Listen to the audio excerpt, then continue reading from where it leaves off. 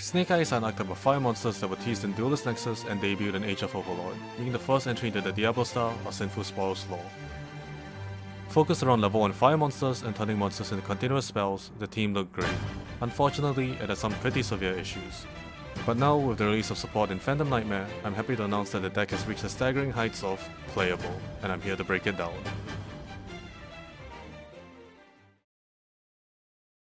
As previously mentioned, Snake Eyes are an archetype of level 1 fire pyro monsters and one big dragon. The core of our engine are the two level 1 Snake Eyes Ash and Oak. When normal special summon, they both have effects that care about level 1 fire monsters, with Ash being able to search one, and Oak being able to special summon or add one from the graveyard or banish to your hand. They also have the shared effect to send themselves, as well as another face-up card you control to the graveyard to special summon a Snake Eye monster from your deck, making it so that any Snake Eye monster we need is easily accessible most of the time. Then we have auto-extenders Snake Eye Birch and Populous. Birch can special summon itself from your hand if you control a fire monster, and during your opponent's turn has the quick effect to send itself and another face-up card you control to the graveyard to special summon a Snake Eyes monster from our deck. But since we don't really have one that we want to summon on our opponent's turn, it's not too great. Populous on the other hand is amazing. If added to your hand except by drawing it, it can special summon itself, meaning that it's a free extender if searched through Ash or even Bonfire. In addition, if normal special summon, it can search for a Snake Eye spell or trap, meaning that not only is it a good extender, but in a pinch, you can normal summon it to start your plays. And if that wasn't enough, if it's sent to the graveyard, it can place a fire monster from your graveyard into the spell and trap zone as a continuous spell, helping our resource loop immensely. Populous really saves the deck, giving Snake Eyes access to their previously unsearchable spell and trap lineup, and giving the deck powerful lines that it didn't have before. Overall, just fantastic support for the deck. Snake Eye Flamberge Dragon is the boss of the deck, and it's an interesting one.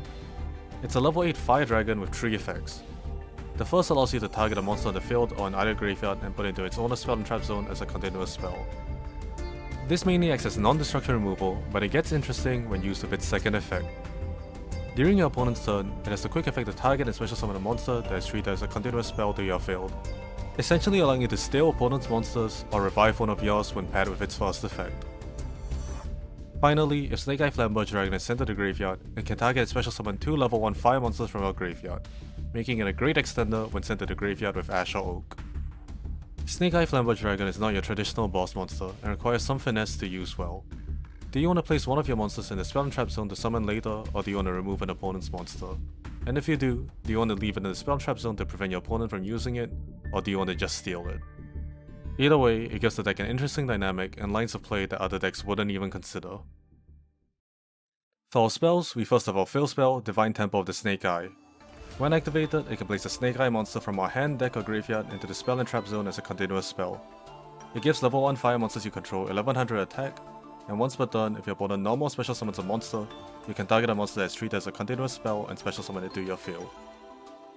While it may not seem impressive, Divine Temple of the Snake Eye is an essential part of the Snake Eye's game plan and resource loop, essentially acting as 2 materials to send as cost for our many effects, and the attack gain is surprisingly relevant to help close out games.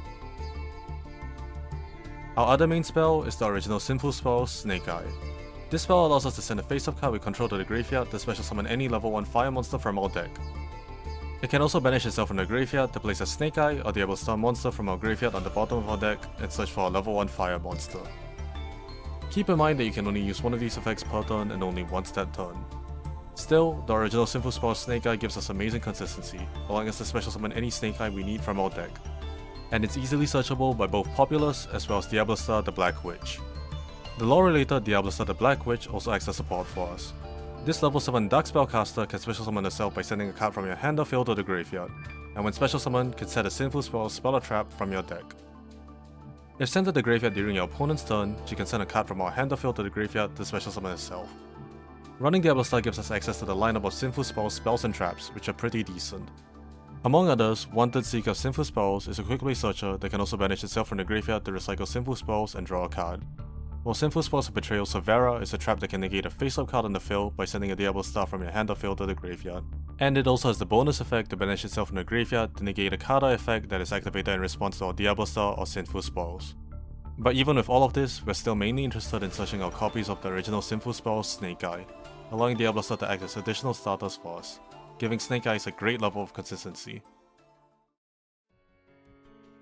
But directly linked archetypes aren't the only cards available to us, as Snake Eyes can access level 1 fire monsters from the deck easily through Snake Eyes Ash and Sinful spells. We have to consider them as well.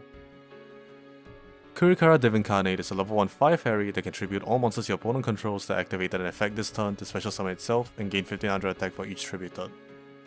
And during the end phase, she can special summon a monster from your opponent's graveyard to your field. Kurikara is easily searchable through Ash and loopable through Oak, giving Snake Eyes a huge advantage in formats where she excels in, helping break boards.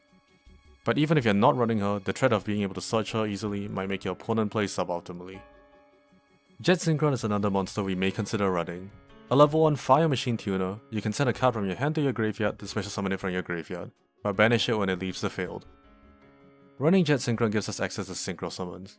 Our levels aren't too great for Synchro Summoning, but Jet Synchron does allow us to make cards like Borrowed Savage Dragon and Baron de Fleur, giving us access to Omni Negates which we do not naturally have. And that's basically where we are with Snake Eyes at the moment. I'm still testing the deck, and being a law archetype is sure to get more support in the future, so things are bound to change. I'll probably make a proper deck list and introduction at some point. But for now, Snake Eye is an extremely fun and skill intensive deck, and I would definitely recommend taking it for a spin.